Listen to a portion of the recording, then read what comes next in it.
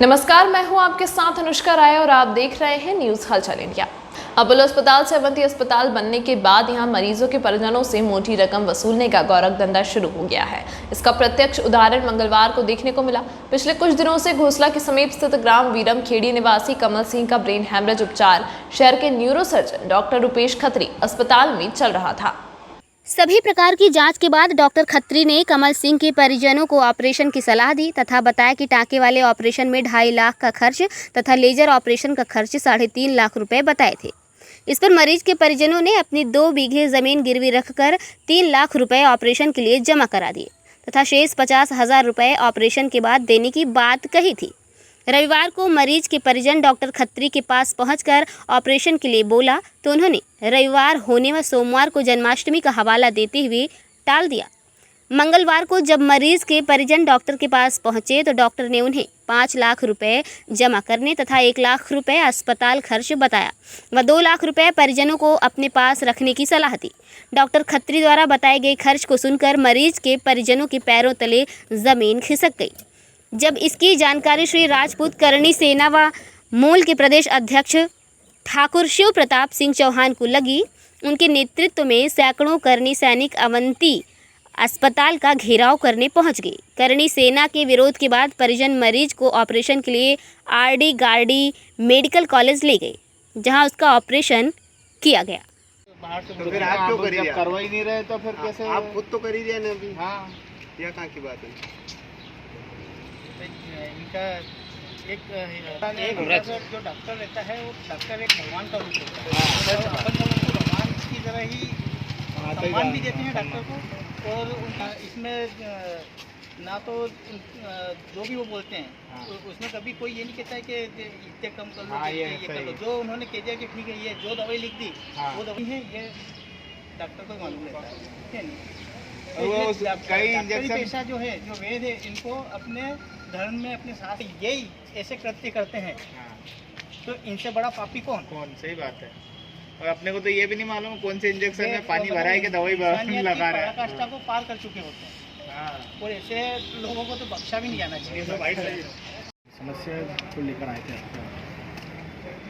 आज हमारे समाज के घोसला के पास के ठिकाने से हैं।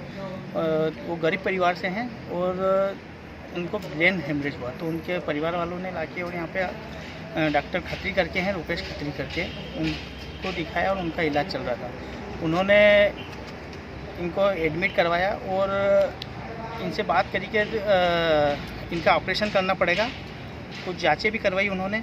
उसके बाद में बताया कि ऑपरेशन करना पड़ेगा, दूसरा कोई रास्ता नहीं है।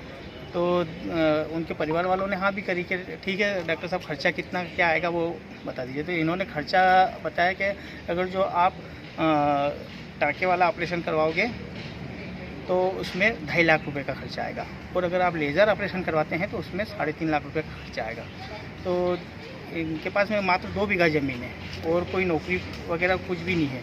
इन्होंने इनकी ज़मीन गिरवे रख के और डॉक्टर साहब को 3 लाख रुपये ला के जमा करवा दिए कि आप ऑपरेशन करेंगे तब हम बाकी के 50,000 जो है ये भी ला के जमा करवा देंगे। तो डॉक्टर साहब ने उस दिन कहा कि आज छुट्टी है, आज संडे है, संडे का वो कर लिया। फिर अगले दिन के आज जन्माष्टमी है तो अगले दिन भी ऑपरेशन नहीं हुआ।